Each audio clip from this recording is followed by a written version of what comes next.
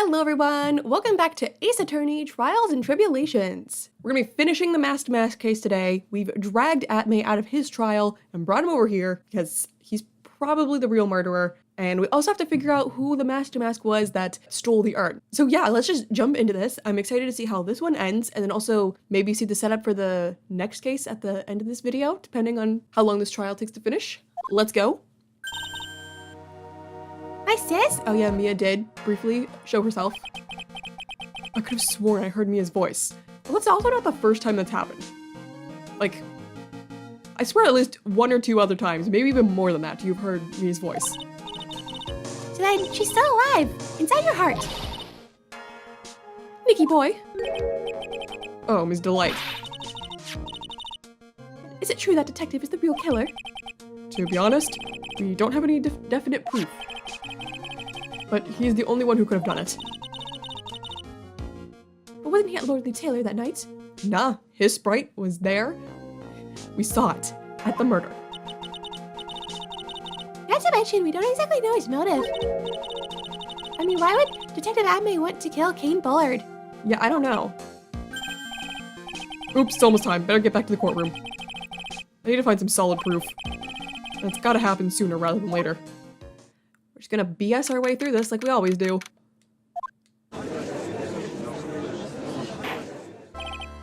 Now then, this court is back in session. I had a great recess. Mr. Luke Atmay, please take the stand. I hate doing your voice. I don't know why, I just do. Well, well, how do you do, sir lawyer? I'm not happy to be talking to you again. I never would have thought to see you acting so recklessly. I couldn't let them hand down your verdict just yet. Not when it would have given you the perfect alibi. An alibi by the name of Masked Mask. I'm sorry, I'm afraid even the great Luke Atmay has no idea what you mean. Of course, I've been in the next courtroom ever since 10 o'clock this morning. I'm afraid there's no way I can know what's been going on in here. You've been in the defendant's seat all day long, correct? What a long day for you. I've been in this seat all day, being tried as Masked Mask. Indeed, it's truly child's play to fool the ignorant masses. Not only did the poor fools ask me to protect their valuables, they even gave me a generous reward upon returning their own property to them. Take this red diamond ring that sparkles upon my divine finger, for example. So you continue to insist that you are in fact Masked Mask? Of course. Very well then, Luke Atmay. Let us begin with this simple question. On October 12th at 1 a.m., Kane Bullard was murdered. Where were you at that time? One without knowledge lacks even the knowledge that he should be ashamed of himself. But don't worry, I will not hold it against you, Sir Judge. Thanks. Time for coffee. All right, Mr. Atmay. The night of the murder. Speak. After I take a sip, we're all ears. As you wish, Sir Prosecutor.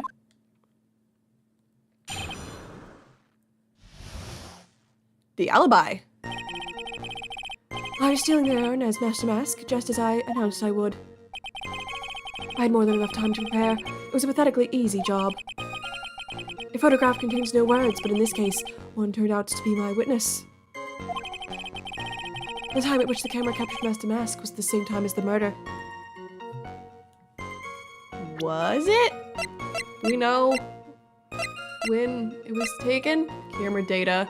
Warehouse camera went off once at around 1 a.m. Not at, just around.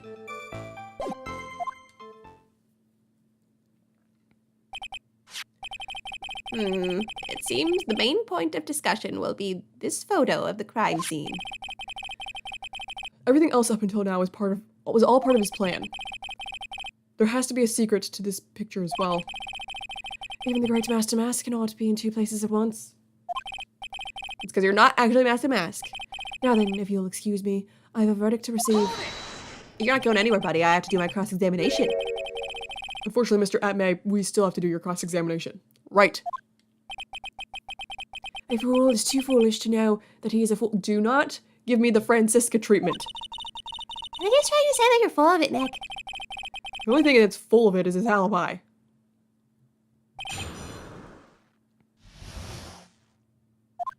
Okay, I'm gonna press, I think it was that last statement. This one. About the camera that took this photograph. Oh, come on now. It's all too clear what you're thinking. Huh? You think I altered the timestamp on the photograph, don't you? I can barely read that timestamp, to be honest. I'm afraid that's impossible. The camera was set up by Lordly Taylor, and on top of that, it was Lordly Taylor's staff that printed that picture's data. Unfortunately for the defense, there's no way that picture could have been altered. To be fair, I didn't say anything. I see. Looks like I'd better find something else that could be suspicious. So this alibi is false? It has to be, or he couldn't have killed Mr. Bullard at KB security. But I'm not really spotting anything unusual. There are two possibilities. Either the mask to mask in the photo is a fake, or the photo itself.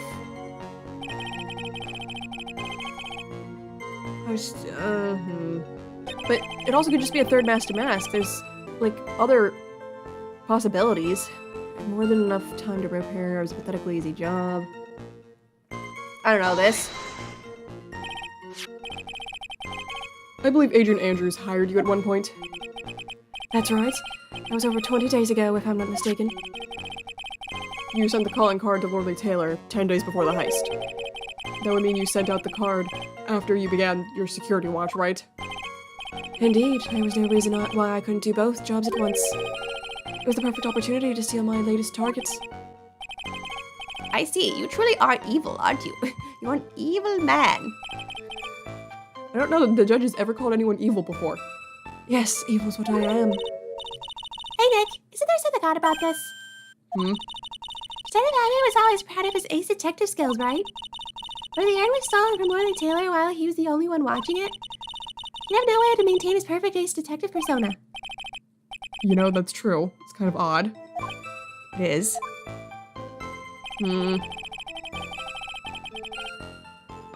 Photograph contains no words, but in this case, one turned out to be my witness. What do you mean your witness? I guess for the crime. So I don't know that it's you. I don't know. I really don't know. So by photograph, you mean this piece of evidence here. Is that correct? Indeed it is. That is it. The very thing that proves I committed the crime. The very thing that proves you committed the crime. Surely even you understand by now. Lordly Taylor provided that camera. There's no way I could have tampered with it. That means I could not have killed Kane Bullard unless I had an accomplice. I think you do. Come on, think long and hard about that night. The basement warehouse and this picture that supposedly captures it. It's gotta be here. Isn't there something funny about this picture? Is it over there where the statue's supposed to be, maybe? Is that the paint on the floor over there? Is it something related to that? You bet there is. Are you implying that this picture is a fake? You bet I am. There's definitely something strange about this picture. We took a look around the basement warehouse that night before the theft took place. Okay, that's right. I'm remembering. I figured it probably had something to do with the fact that you could see over there with the statue and the paint. Okay, I'm trying to remember the timeline though. And there's something in this photo that doesn't match my memory of that night. The statue should be like right there. But it's not. It's after she would have... I'm confused. It's like it's like right there. The answer's right there, but I can't like quite grasp it yet. Very well, then let's hear what you have to say. What about this photograph do you find funny? It's gotta be, you know, this, where the paint is. The funny part is right here. Why this? This is a blood stain, or maybe ketchup, or mustard, or paint? Nope.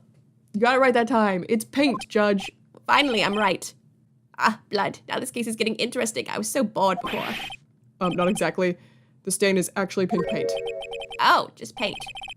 And peach-colored at that. Oh, fun. From blood to peaches. The judge sure loves going on in his wild tangents. It's like, the longer this series has gone on, the more the game is also like, yeah, the judge does go on weird tangents. And sometimes they're up there with the stuff that I say. The problem with this photograph is not the paint. The problem is when you consider the layout of the basement warehouse. It turns out that something that should be there is nowhere to be seen. So I guess based on the timeline, the statue should be there?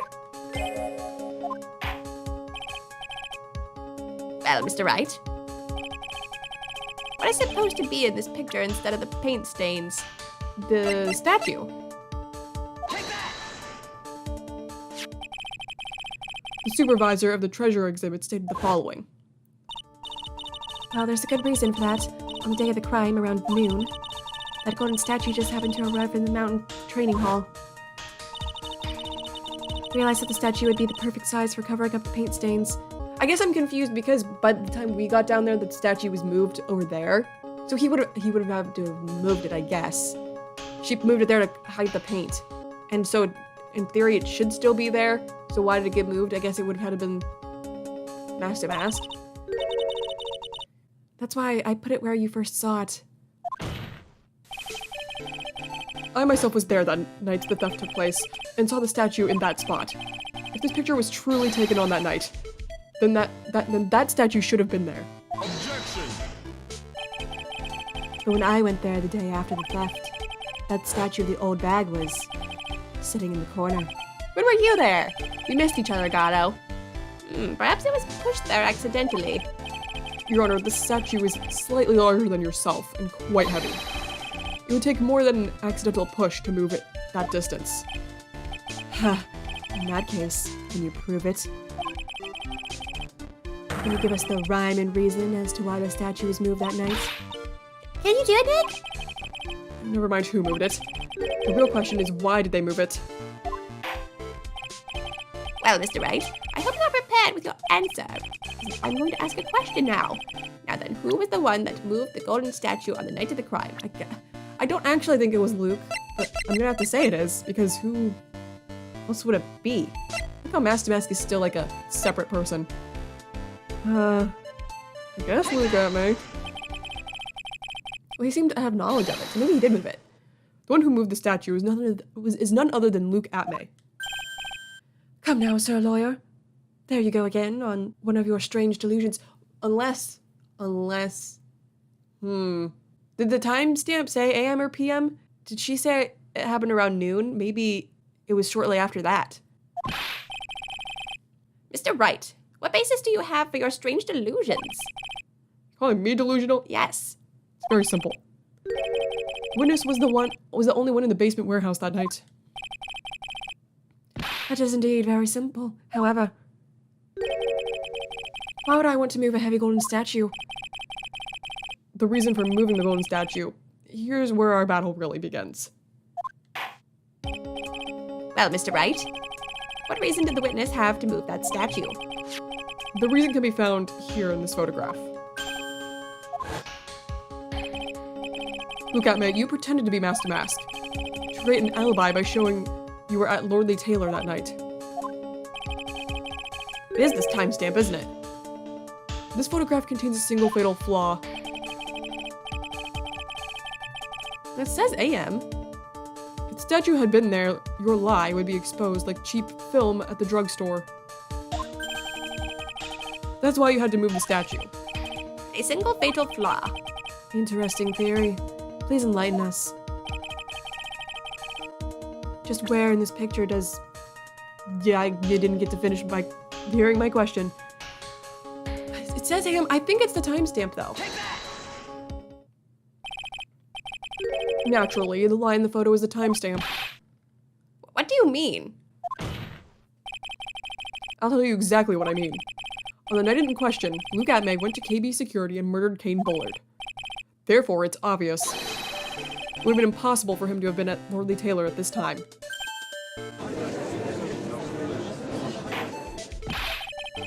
But what does that have to do with the statue being moved? Remember, if you will, Your Honor. When was the statue placed besides the warehouse door? Well, The statue was taken down to the warehouse on the day of the crime, and it was placed there in order to cover up the paint. Exactly. Luke Abney had already decided on the time when he was going to kill the victim. And so, in order to create an alibi for that time, he took this picture days before the murder took place. Oh. What the? Of course, the statue hadn't yet been brought down to the basement warehouse yet. Now it's clicked together. This is why I was like so confused. It was like the issue was the statue and the paint, but I was getting the timeline confused. I thought it was saying that like he was there in between the time when the statue was moved. It was days before. Ah! So on the day of the crime, Mr. Atmay must have been quite nervous. As nervous as a long-tailed cat in a rocking chair factory, so to speak. So was there really another mask, or was it just him? Why? Because something that wasn't supposed to be there had been brought down and placed where it wasn't supposed to be. And that is why Luke Atmay had to move the statue on the night of the murder. He did it to make the room match with the way it had been in this photo. I'm still confused though. The paint's already there in the photo. I'm a little confused on this timeline, honestly.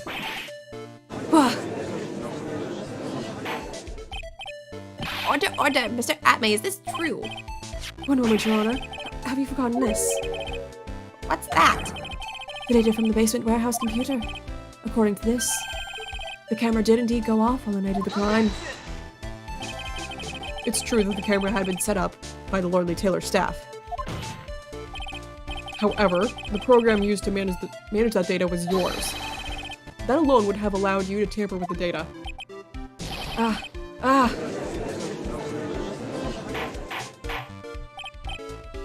Order! Mr. Gatto, what is the meaning of this? I don't know, let me drink my coffee first. Gatto, I warned you about making me wait. Now put that coffee down, or share some with me. My 11th cup. And my theme is coming in. How many did you say you do per trial? 17? I promised to drink no more than 17 during a trial. Which means I'm still good till the last drop. However, the defense has a very good point. A good point? So what?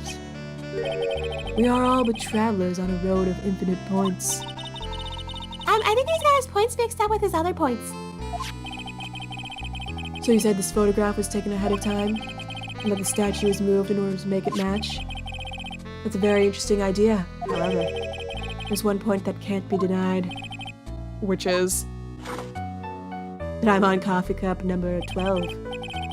But it's only a possibility. Men that are trapped by the chains of maybe can never reach their dreams. That's very true. No way. Don't fall for that, Your Honor. Hey, Mr. Damask. Yes? There's no funny business in your actions as Master Mask. There should be no problem with you telling us your strategy. So let's hear it. Yes, please provide this court with your testimony about your plan to steal the sacred urn.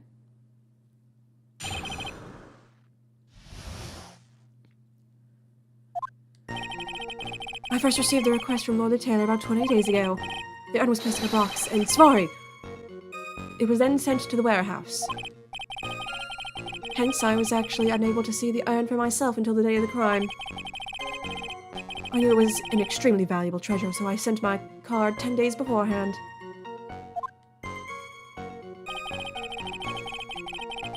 I then handled security by myself to ensure that my crime would go smoothly. At last, I held the urn in my hands for the first time at 1 a.m. on October 12th. That's pretty much all stuff we've heard before, isn't it? Yeah, but we will find the truth hidden in the nuggets of new information he gave. Witness, you're sure there are no mistakes this time? If there are, I will kill you. Safari. Whatever that means. Very well then. Mr. Wright, you may begin your cross-examination. You know, Judge, you always threaten to kill people, but you never actually do. I don't know.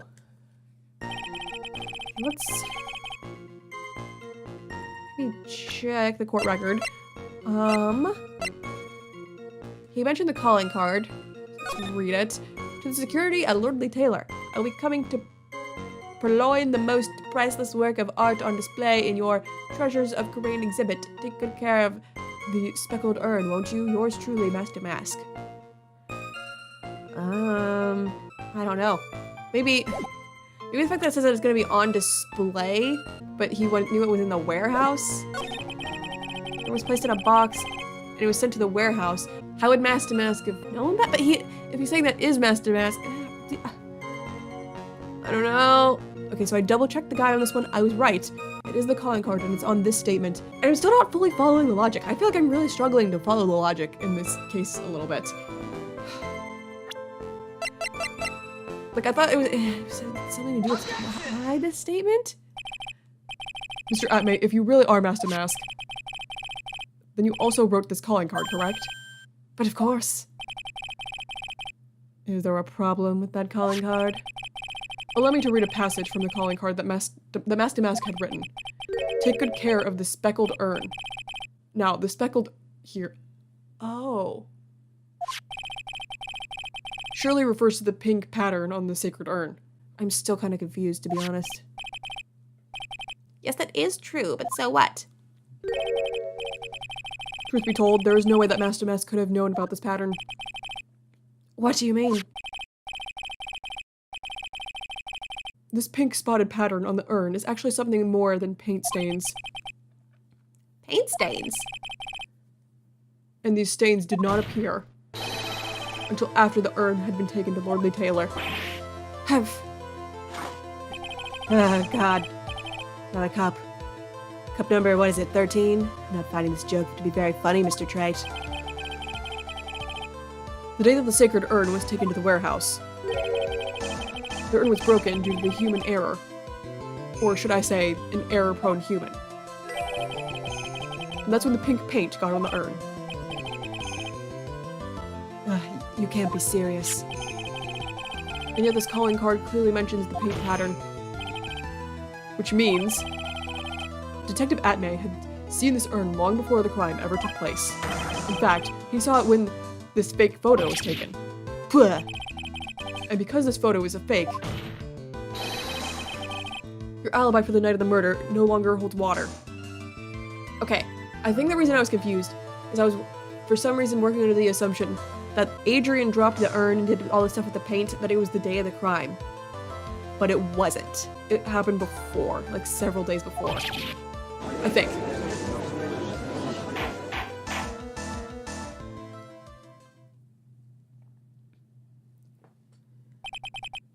Witness, do you have anything to say for yourself? Alright, that did it. He's broken. Nick, I think it's still a little early for a victory pose.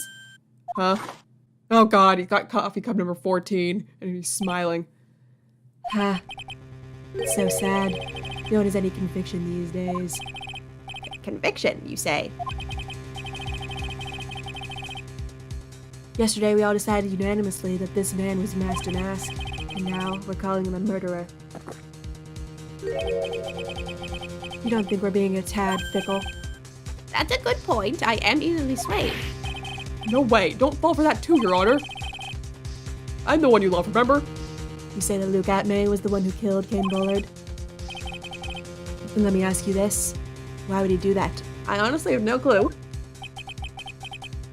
Ha ha ha. An excellent point. Motive, Mr. Wright, motive. Might you, my merry murderous motive manifest? It's a lot of M's. Nick, he's getting a second wind. If he prepared an alibi and pinned his crime on Rhonda Light as you say, he must have had a very strong motive for murder. The only one with any motive we've seen is Rhonda Light. Isn't that right, Detective? Indeed. According to my own research, the boy's motive is clear. Without a motive, it's nearly impossible to prove guilt in a murder case. Now then, maybe you can enlighten us as to what the defendant's motives were. I'd be honored to, sir, old-timer. We're doing everything they can to make Ron look suspicious. Despite our lack of hard information, this may be our only chance. How am I gonna prove it? I don't even know what connection you two have. I, Luke Atmay, had no points of contact with the victim whatsoever. Cain Bullard decided to investigate Master Mask and simply mistook who he was. Okay. It was Mr. Bullard who wrote the blackmail letter and sent it to Ron Delight. And it was again Mr. Bullard who harbored a grudge against Mr. Delightful's betrayal. Mr. Bullard's mistake is quite excusable. The defendant truly believes he is Master Mask. That is why Mr. Delight saw it fit to kill Kane Bullard. Truly a tragedy. So the victim, Kane Bullard, blackmailed the defendant. This is the blackmail letter found in the defendant's apartment. A handwriting test confirms that Mr. Bullard was indeed the one who wrote the letter. Oh, really? What? Found in Ron Delight's room, written by Kane Bullard. How would you have known that he was the one that wrote it, though, Atme? Very well, Mr. Wright. Begin your cross-examination. I think I want to try presenting the blackmail letter on that statement where he says Kane Bullard wrote it. Kane Bullard decided to investigate Master Mask and simply mistook who he was. It's Mr. Bullard who wrote the blackmail letter. How would you have known that? Is this right? I'm gonna try it. Mind if I ask you a few questions, Detective Atme? Well, if it's just a few, I guess it's all right. That's what you're here for. You're supposed to answer questions. When you said that this letter was addressed to Ron Delight, I couldn't help but notice one major contradiction. Contradiction? I don't know where a walking contradiction like you gets off saying things like that. You're one to talk. At times like these, men are made to express themselves with their fists. Why don't you show us what you've got there, Junior? Indeed. Time to man up, Mr. Wright. Show me how manly you are. Show us the contradicting evidence in the content of the blackmail letter. Can I read the blackmail letter first? If you don't want your true identity revealed to the world, come to KB Security at 1 a.m. on October 12th and bring $50,000. If you don't, I'll take that red diamond you received the other day instead. Doesn't look Atme have a red diamond on his finger?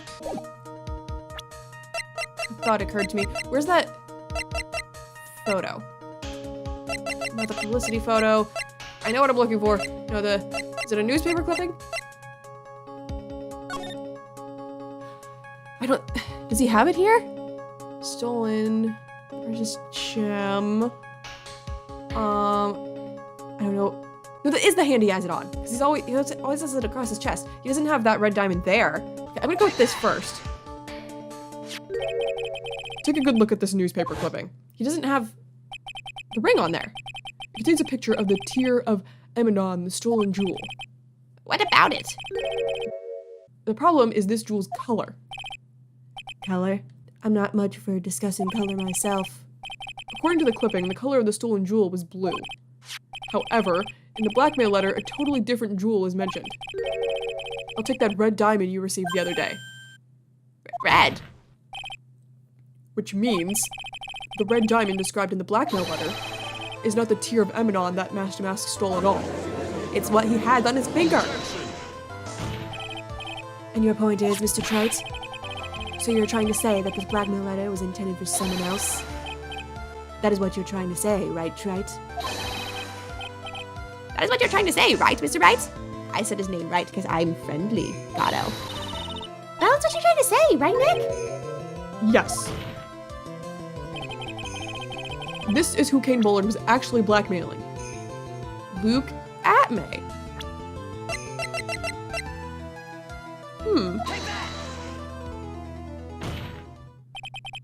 Naturally, it was you, Detective Atme.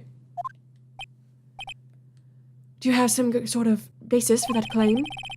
You've been personally involved in every single Master Mask case, and in the last case, you recovered what was stolen and received a jewel as your reward. A jewel? Probably the one wrapped conspicuously around your finger. Yep. That red diamond ring.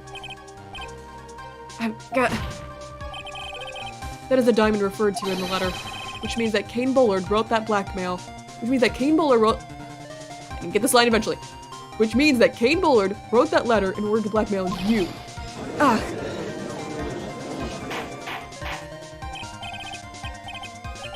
Order in the court. I didn't get to finish my line, Gato. It seems you've gone too far with your childish pranks, Mr. Wright. Uh-oh. I don't like the way that he said that. Kane Bullard blackmailing Luke Atmay? Are you for real? Yes, I am. Nick, come on, stand up to him. Then answer me this. The blackmail letter contains the following passage. If you don't want your identity revealed to the world, Yes, it certainly does. Kane Bullard threatened to make Luke Atmay's identity public knowledge. An identity he wanted kept secret. So just what was that identity? Atmay killed Kane Bullard because he was afraid of his secret becoming known. What was the identity he wanted to keep secret? This is what it all comes down to, Nick. The identity that Luke Atmay wanted so desperately to keep secret was his identity as... well, it's gotta be a blackmailer, because he's not actually Master Mask or an ace detective. Well, I guess... I don't know if he is an ace detective or not, but he wanted the world to know about that.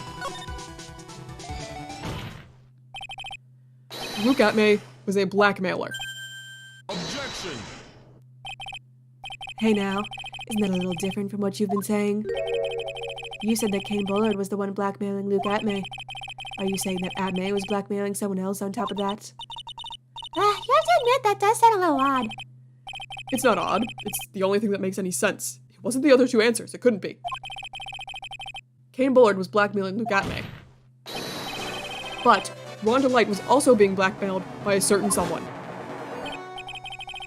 So, did you start receiving blackmail letters after this incident? Yes, just a few days after the Deer of Abaddon heist. After that, I started getting the plans in the mail. I received plans from this very kind person, incredibly detailed plans. Detailed plans? In which case, that would mean that Rhonda Light was actually Master Mask. That is what we are claiming. Someone else came up with the plans and had Mr. Delight steal his targets for him.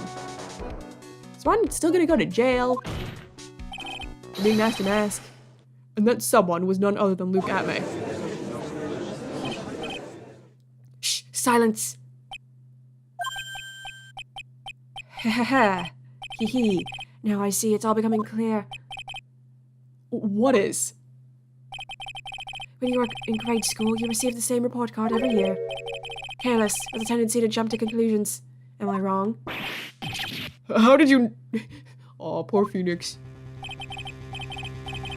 See that I, Luke Atmay, was blackmailing Rhonda Light, in which case I would naturally know all about his relation to Master Mask. Well, yes. Rhonda Light started receiving plans from the second crime onward, correct? Which means I learned of his identity when he committed the first crime. Good point. You certainly couldn't have blackmailed him otherwise. What cup number is this, Gato? In that case, let's see some hot, bitter evidence. During the first crime, how did Luke Atmay know that Rhonda Light was Master Mask? Where's that newspaper clipping? It's this, right? Yup. Here. I think I see it. See what? When you were in grade school, you received the same report card every year. Gets into a lot of mischief, trying to be the center of attention. What do you mean? This newspaper clipping. There's a picture of you and Rhonda Light in his garden uniform. It seems that Master Mask didn't just disappear into thin air. He just took off his outfit and hid it in a bucket. That sounds far too stupid to be true, and I'm pretty stupid. Correct, you are, Judge. With tricks like that, you couldn't fool a baby, let alone an ace detective. And that's when you figured it out, Mr. Atmay. That's when you learned that under his mask, Master Mask was really Rhonda Light. What the? Wasn't he supposed to be Master Mask? Not only that, looks like he wasn't even an ace detective. I can't believe it. He was just a slimy blackmailer. What a fraud. Trying to pass him off as an ace detective. That's so nice that the crowd doesn't hate me this time like they did at the end of the last game. Why, how dare you expose me like that? Why, I mean, I've never blackmailed anyone in my life. I'm a famous and proud ace detective and also Master Mask. Why can't you understand that? I'm afraid you are neither a proud thief nor an ace detective. You're a blackmailer and a murderer. That is your true identity. Why you? How dare you imply that one so smart as I? Oh my god, and then I'm gonna ramble like an old bag does. Oh, I say, none of you can compare to my genius. So, go on. Ace Detective, blackmail murder. I can't keep up, so I have to make one laugh.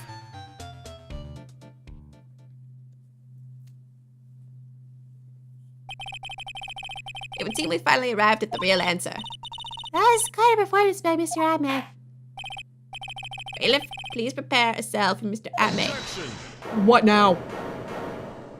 Oh god, here it comes. More coffee. The hammer that strikes too fast has no time to aim. Oh yeah, listen to my music. What do you mean? I'm already prepared to deliver my ruling, and you're trying to play your theme. Allow me to say one thing. I will be the one to judge. But I'm the judge. You don't get much more in your face than that. It appears that your claws weren't quite sharp enough, Mr. Wright. What do you... It's true that you've proven a lot of things. Things like Luke Atme was a filthy blackmailer. And that he wasn't at Lordly Taylor that night of the murder. That's right. That's why he was the one who killed Mr. Bull. But there's still one thing you have yet to prove. What's that? Just because he wasn't at the warehouse doesn't mean he was at the murder scene. Therefore, if you can't prove that this pitiful excuse of a man was at KB security, then I don't see how a verdict can be delivered. No way. Oh boy. Listen, I saw his sprite there. We all saw his sprite in the flashback. Order in the court. Well, Mr. Wright. This is it. This is the final round. I've got to prove that Atme was at Mr. Bullard's office on that night. But can you really prove that? That's long enough, Mr. Trite. I want to hear your answer. That night, Luke Atme was at KB Security, and the defense... Can I prove it? I always hate these where it's like, can or can't, because what a lot of times I don't actually know if I have evidence until we get further in. I'm gonna check the guide. I'm not sure, because I don't know of any evidence, other than the fact that we saw his sprite, that he was there. Sometimes I don't know until, like, we start getting into it. I'm like, oh, it's obviously this. Let's see. Okay, the guide says can't prove it. So, I guess I can't prove it. I always hate when I can't prove it. Everyone doubts me for a minute. I can't prove it. Just as I thought. But, if we hear more of Detective Atme's testimony... Unfortunately, that's as far as you go, Mr. Trite. Why? What do you mean? I won't allow for any more testimony. That's what I mean. Why do you get to choose? What? Have you forgotten? Luke Atme is here after we interrupted his own trial. And you have failed to prove that he committed the murder.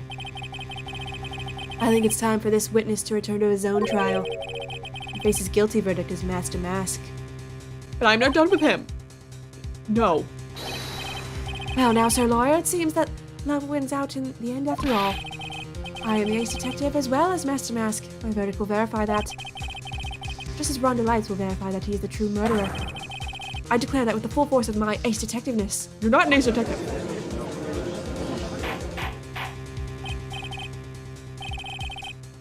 Order in the court. That's enough deliberation over this witness.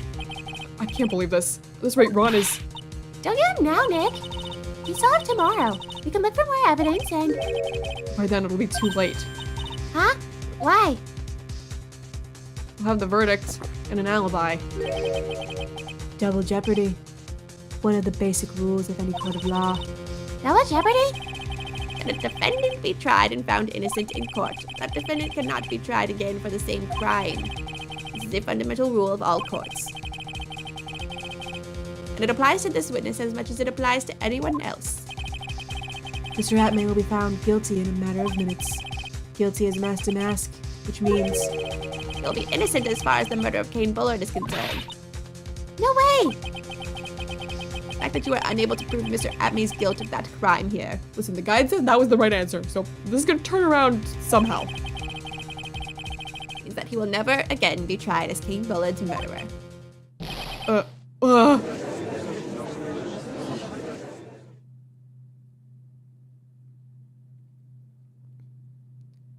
Maybe Mia's gonna speak to me, turn things around somehow. Now there's nothing I can possibly do to win. Even if Ron is proclaimed to be innocent, the real killer, Luke Atmay, will go free. You have cross-examined every statement the witness has made here today, and as long as there is no more testimony, I'm afraid I have to declare that there will be no further questioning of this witness. Are there any objections? Yeah, me. I have one. Someone's gonna have an objection. Or Gatto's just gonna drink coffee. What do we... Huh. I hereby end the cross-examination of Luke Atmay. Maybe Destiny can come in and help me again. I think I see it. Your Honor, when you were a child, this is what was on your report card every year. Has poor hearing and often makes mistakes as a result. How did you... Who? Phoenix, raise your head up high. Have you forgotten what I used to tell? It's Mia in Maya's body. Have you forgotten what I used to tell you? A lawyer is someone who smiles no matter how bad it gets. That voice. No way. Yep, there she is. The first you've done that this game. Long time no see, Phoenix. Mia.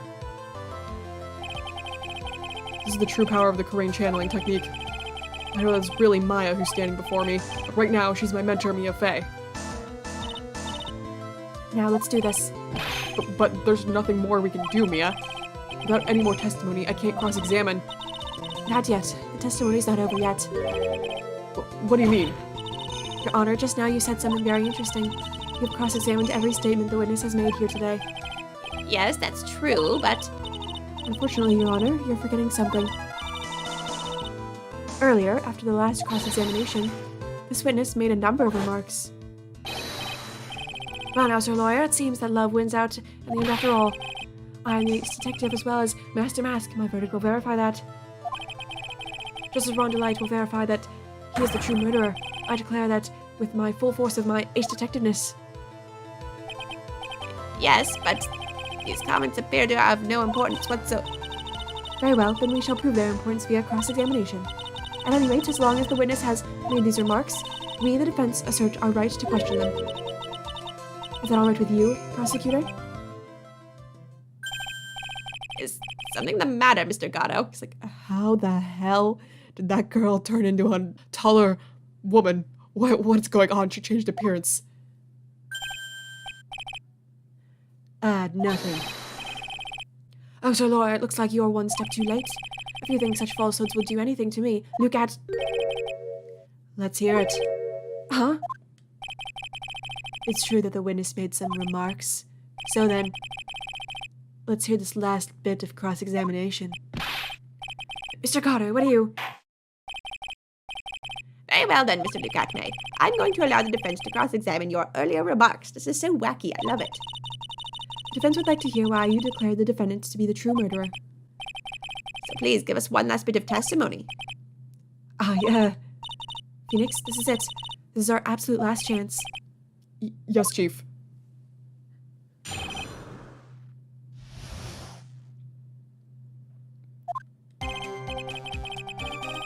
Indeed, it is true that I was not alone with the tailor. I had to leave it to see about another vitally important job request. I had known about the date beforehand, so I had this photograph righted. My brilliant deduction was what informed me that the true culprit was Ron Delight. And thanks to the keycard and wallet, it was abundantly clear that he was there. I was also able to make a deduction from the buzzer, which only sounded once. The button did not have any fingerprints on it. Why? The victim would have left prints if he sounded it, which means the killer sounded it. Mr. Delight was wearing his Master Mask outfit, which is why he left no prints. On the blackmail letter, the victim likely just mistook the color of the jewel. Safari. Therefore, all the evidence points to that poor boy. This testimony actually seems to hold up pretty well. The witness's earlier remarks do not appear to have been hastily prepared. All of his points have been explained, and none of them seem to contradict anything. But of course. But how did you know about the emergency buzzer? The police investigation documents went directly through me. And I always look over all the documents. It's elementary, Sir Lawyer. Are you going to make even more trouble for us now, Sir Lawyer? I will not allow any of your usual shenanigans, Mr. Wright. Everyone always says I do shenanigans, but I don't. I always get the right guy. Yes, Your Honor. We cannot postpone Luke Atmay's trial any longer. This is your last chance. Hang on a sec. Just one chance? Oh god, do I only get one statement? Seems the party's about to begin. Well, Phoenix, there isn't any evidence that contradicts with that testimony. So it would seem. What do you mean, so it would seem? Listen, Phoenix, pointing out contradictions doesn't always mean you have to present evidence, does it? So I need to press. At any rate, this is our last chance. If you can't point out a case-breaking contradiction, you lose. That's all there is to it. Cup number 17, the last cup. I'm gonna make you drink 18. Seems like the time has come to put an end to this trial. I have to find a fatal contradiction in this testimony, and I need to point it out without presenting evidence. Which means all I can do is find the contradictory remark and press it. Remember, you only get one chance. Very well then, Mr. Wright. Please begin your final cross-examination. Jeez. I really only get to press on one? Oh, yeah, I do. Okay, you weren't at Lordly Taylor, that is true. You had to leave to see about a vitally important job request. I don't know about that. I had known about the date beforehand, so I had the photograph readied. My brilliant deduction was what informed me. The key card and wallet, it was abundantly clear. I don't know. One didn't have fingerprints on it. The victim would have fingerprints and sounded it, which means the killer sounded it. Mr. Delight was wearing his.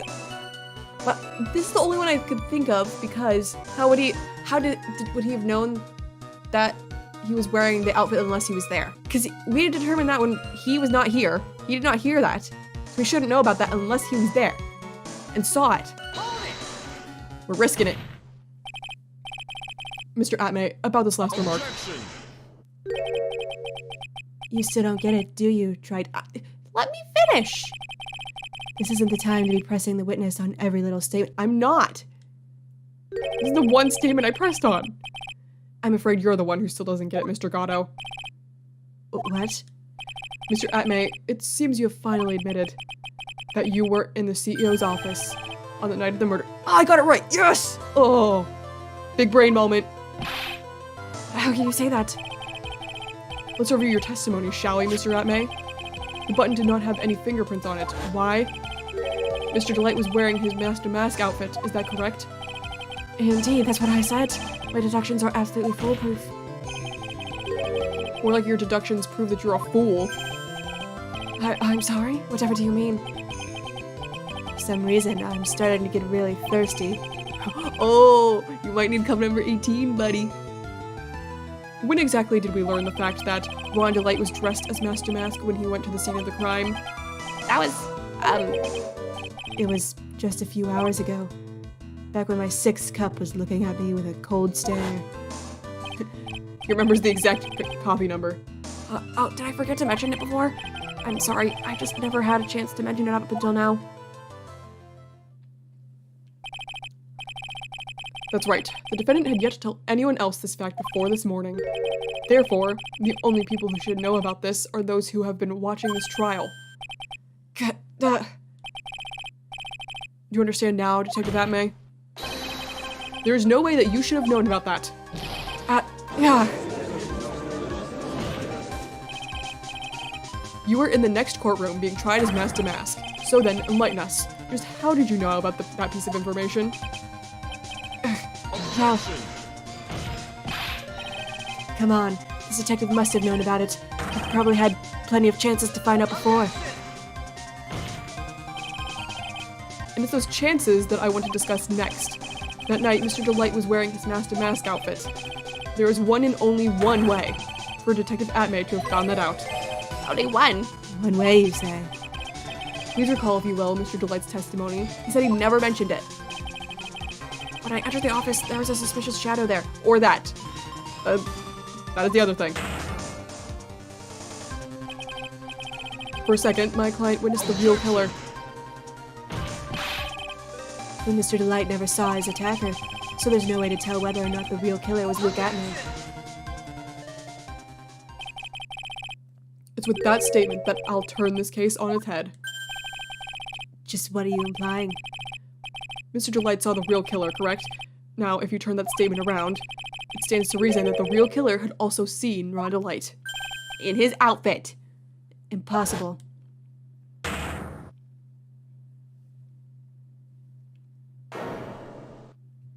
It was so obvious! Detective Atmay, you saw Master Mask at the murder scene that night. You saw him when you killed Kane Bullard and assaulted Ron Delight. That was the only way you would have known that what Ron was wearing. What is going on? What is happening? What is happening? What? How are you shaking the courtroom like that? Take a good look, everyone. Unable to find a rival worthy of my genius, I was forced to create one by myself. Here I am, the tragic clown. That's the same line you gave yesterday. How did you shake my courtroom? You knocked over my trinkets. I did not appreciate that. But I think there's a little more meaning behind it this time. Hee ha ha ha ho hee.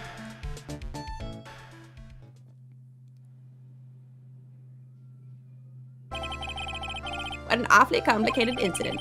Kane Bullard was blackmailing Luke Atmay, who was in turn blackmailing Ron Delight. It was a blackmail circle. More like a line, actually, because Ron Delight didn't really connect to... he wasn't blackmailing Kane Bullard. Whatever. And upon killing his blackmailer, Luke Atmay tried to frame Ron Delight. He then claimed to be guilty as Master Mask in order to escape his true crime. And to that end, he came up with this plan to use the double jeopardy rule when making his alibi. Oh, is that Ron? At any rate, it would seem we finally found the truth. Excuse me? I came perilously close to besmirching the record of an innocent young man. It's the third time I've said that. Besmirching him with the title of murderer. Don't ignore me!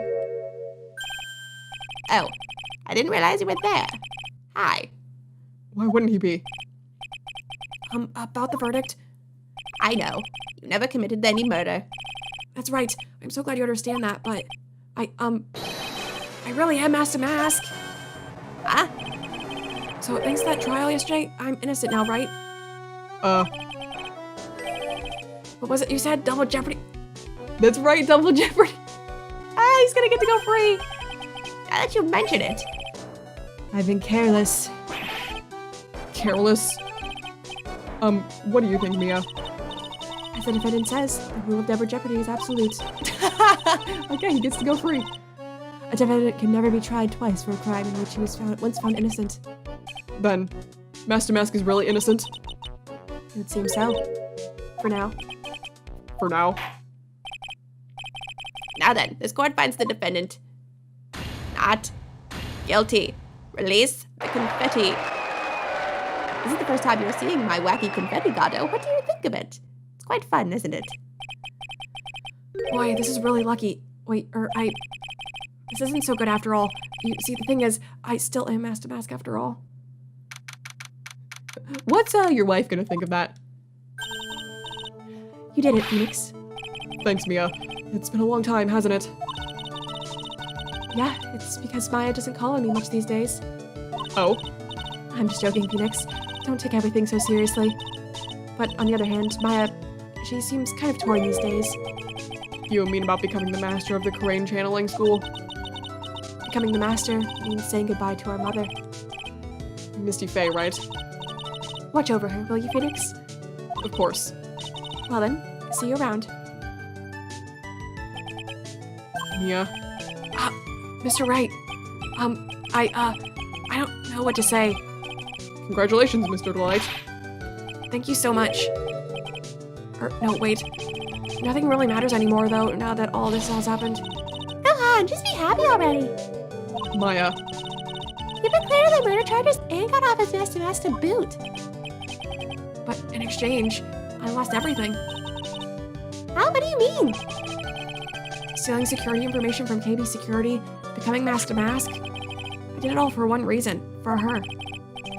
You mean your wife, Desiree. Maybe she'll be like, "Aw, that's so sweet you did it for me." She hates criminals more than anything. Come to think of it, she was once held hostage by some robbers, wasn't she? She always said how she hated sneaky criminals. I knew that, but once I got fired from KB Security and lost all the money I had, she wouldn't have any reason to stay with me. I thought she would leave me for sure. So that's why you became Mask to Mask? Yes, but it's all over now. A broken bowl can never be put back together. That's not true, right, Nick? Right. Really? Can we go back to the way things were? Really fine. And Nick can prove it. I can? I kind of wish you could check with me first. Mr. Delight, even if a bowl is broken, there's always a way to put back together the urn. Is that what we're going with? Where is it? See, look. It's put back together. The secret urn. Desi was the one who found this. Desiree, your wife, she's always believed in you, Ron. That's why you'll be fine. You don't have to worry about anything. Ah, there you are. Miss Delight. You did it, Ronnie. You're innocent. I'm so happy. Thank you. I appreciate that. But, I suppose you don't want anything more to do with me, do you? Ronnie, why didn't you talk to me about what was going on? I had no idea you'd quit KB Security. I never imagined that you were really Mask to Mask either. Miss Delight, what are you gonna do now that you know? You're not going to really leave him, are you? Come on, it's obvious, isn't it? How could I ever let a wonderful man like him get away? Yeah, that's kind of what I thought. After all, my bike's really fast, so there's no way he could ever get away. But didn't you say that you hated criminals? Oh, I only hate people who act like all cowardly and sneaky. Like that detective. I see. My Ronnie went and declared his crimes before he committed them, like a man. I just love a man who's so chivalrous. There we go. I got it. Chivalrous? I knew I was right about you. Every day I spend with you is filled with thrills and excitement. Desi. Desiree, you really do love Ron, don't you? I'm glad you didn't end up being a criminal and in on it all. Nicky boy, Yes? I'm really glad I asked you to defend my Ronnie. Thank you so much. I'll never forget what you've done for us. Oh, well, take care of yourself. You too, Nicky boy. Oh, I can feel my face going red. Oh no! Pearl's gonna kill us! Mr. Nick, Mr. Maya, congratulations. Talk about bad timing. Mr. Nick, how could you? With another man's wife, in front of Mr. Maya. No. I'll never forgive you, never, ever. Well, that's unfortunate. So just as the case came to a close, so too did my consciousness. Dang, Pearl! Knocked him out. Strong little girl. Ron said, A broken bowl can never be put back together. but I know that's not true. I mean, just look. Aw, sure wish I could see the picture. Pearl's all cut out of it. It's a perfect example of one that was put back together, even better than before. I don't know if there's like I don't know if there's a way to get the text box off the screen to see it. Oh, there we go. Yay, so cute. Episode 2, The Stolen Turnabout, the end. Yay!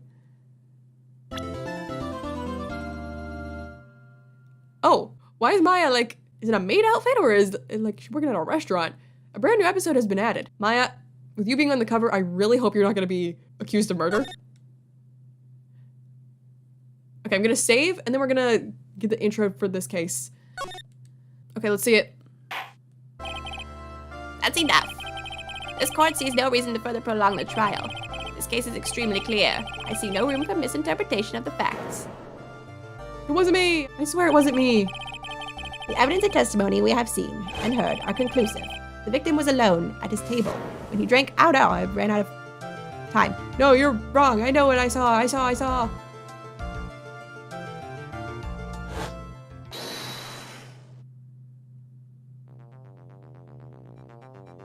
What's going on here? I saw someone else there. A man. He's the real killer. That man kind of looked like Phoenix for a second. The hair is very Phoenix-like.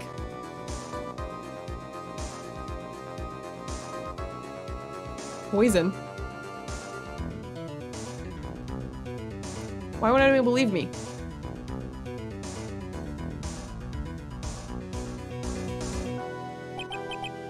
Well, I'd say that pretty much wraps up this case, wouldn't you? Mr. Wright? This court finds the defendant guilty. This court is adjourned. We will release no confetti because this is a sad day.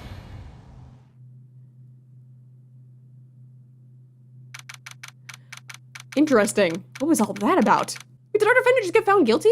I'm just now realizing. Did we just lose a case? And why did it look like Phoenix like putting poison in? I'm confused. Okay, I'm very curious about what this next case is gonna be then. But yeah, that wraps up for Mask to Mask. Definitely not like my favorite case in the series or anything, but it is very different from any of the other cases that we've done before. Like the first half, like there wasn't even a murder, and then the murder happens halfway through. You have Atme who's found guilty, then we pull him out of a trial, find him guilty of something else. Our actual defendant was in fact a thief, and then he got double jeopardy, so he could just go free. It was a good case. This game has really been twisting things and doing things differently than they have in the past games. So I'm excited to see what this next one's gonna be about. Like with that intro there, like what was going on? But I guess we'll find that out next time. So for right now, I'm gonna go ahead and go. Thank you guys so much for watching, and I will see you in my next video. Bye!